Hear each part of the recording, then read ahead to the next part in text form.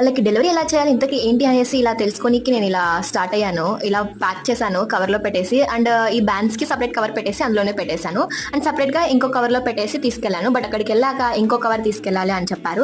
So, నా first customization కదా! ఎందుకో థాంక్ యూ కార్డ్ పెట్టాలనిపించి ఇలా నా ఓన్ హ్యాండ్స్‌తో ఇలా పెట్టేశాననమాట. సో, తర్వాత అక్కడికి వెళ్ళిన తర్వాత ఇలా కవర్ తీసుకొని రమ్మన్నారు. రూ. 10 అంట కవరు. సో, ఆ కవర్‌లో పెట్టేసి మనం ఇలా ప్యాక్ చేసేశారు. ప్యాక్ చేసిన తర్వాత వెయిట్ చెక్ చేసి వెయిట్‌కి ఇంత మనీ అనేసి చెప్పేశారు. సో, ఇంత ఉన్న వెయిట్‌కి కేజీ కిందకే వేసుకుంటారనమాట. సో, మీరు ముందే కేజీ ఉండేటట్టు చూసుకొని వెళ్ళేసేయండి. సో, ఆ తర్వాత ఏం జరిగిందంటే ఆమె రివ్యూ 3 డేస్‌లో రావాల్సింది 2 డేస్‌లో అయింది. చాలా ఫాస్ట్‌గా డెలివరీ అయ్యింది. నేను అసలు ఎక్స్పెక్ట్ చేయలేదు. చాలా బాగుంది డ్రెస్ కూడా. ఇంకో 3 శారీస్ పంపించేస్తారు. డ్రెసెస్ కస్టమైజేషన్ పంపినన్నారు. నాకు కూడా చాలా హ్యాపీ అనిపించింది. వచ్చిన ఆన్లైన్ కస్టమైజేషన్స్‌లో ఇది బెస్ట్ అనమాట. ఎందుకంటే వితిన్ 5 మినిట్స్‌లోనే కస్టమైజేషన్ అండ్ మాట్లాడడం కూడా అయిపోయింది. మనీ కూడా సెండ్ చేసేసింది. డ్రెస్ పంపించడం ఒకటి లేట్ అనమాట. బట్ అంతే నమ్మకంగా నేను డ్రెస్ సెండ్ చేశాను. Thank you so much sis. మీరు నన్ను బిలీవ్ చేసినందుకు. అండ్ మీరు కూడా ఫాలో అయిపోయి DM చేయొచ్చు.